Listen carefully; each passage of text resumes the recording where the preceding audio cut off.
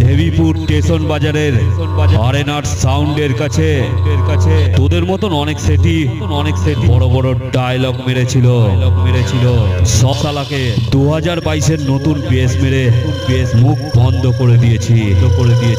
আর তুই কি নতুন আইটেম পেছন থেকে গেম খেলছিস হিম্মত থাকে সামনে আয়। আমি সেই দেবীপুর স্টেশন বাজারের আরেনার সাউন্ড বলছি রে।